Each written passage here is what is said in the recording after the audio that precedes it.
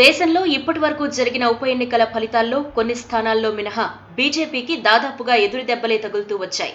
కంచుకోటల్లాంటి నియోజకవర్గాల్లో కమలం వాడిపోయింది. మరి ప్రధాన ప్రతిపక్షం కాంగ్రెస్ బలపడుతుందా? ఇతర ప్రాంతీయ పార్టీలు బలపడుతున్నాయా? అంటే ఇతర ప్రాంతీయ పార్టీలే బలపడుతున్నాయని స్పష్టంగా చెప్పవచ్చు. అసలు ఆ పరిస్థితి ఎలా వచ్చింది? ఈ స్టోరీలో చూద్దాం. గత ఎన్నికల్లో కాంగ్రెస్ పార్టీ కేవలం దాదాపు 40 పార్లమెంట్ స్థానాలకు మాత్రమే పరిమితమైపోయింది. దీంతో మరో 30 ఏళ్ల వరకు కాంగ్రెస్ పార్టీ అధికారం చేపట్టే అవకాశం లేదని, ఇక ఆ పార్టీది ముగిసిపోయిన చరిత్ర అని ఎందరో అభిప్రాయపడ్డారు.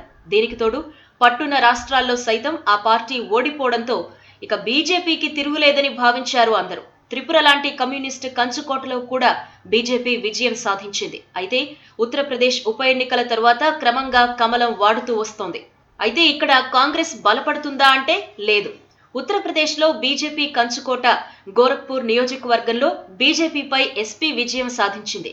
ఆ నియోజకవర్గంలో దళిత ఓటు బ్యాంక్ ఎక్కువగా ఉండడంతో ఎస్పీ, బీఎస్పీ పొత్తు పెట్టుకుని కాంగ్రెస్ మద్దతు తీసుకుని ఘన విజయం సాధించింది. ఇక్కడ కాంగ్రెస్ పార్టీ సాధించిన విజయం ఏమీ లేదు. అలాగే ఆ రాష్ట్ర ఉప ముఖ్యమంత్రి కేశవ్ ప్రసాద్ మౌర్య నియోజకవర్గంలో ముస్లిం ఓటు బ్యాంక్ ఎక్కువగా ఉండడంతో అక్కడి చిన్న ప్రాంతీయ పార్టీలతో పొత్తు పెట్టుకుని బీజేపీని దెబ్బ కొట్టారు. బీహార్లో కూడా ఇలాగే జరిగింది. బీజేపీని దెబ్బ కొట్టడానికి గాను అక్కడి ప్రాంతీయ పార్టీలన్నీ కలిసి ఆర్జేడీకి మద్దతు ఇచ్చాయి. ఇక్కడ కాంగ్రెస్ పొత్తు పెట్టుకుంది. ఇలా దాదాపు అన్ని నియోజకవర్గాల్లో ఇదే జరుగుతోంది. కాంగ్రెస్ అభ్యర్థులు నిలబడింది చాలా తక్కువ. దేశవ్యాప్తంగా ఇదే జరుగుతోంది. ఇది మినహా కాంగ్రెస్ పార్టీ సాధించిన విజయాలు ఏమీ లేవు.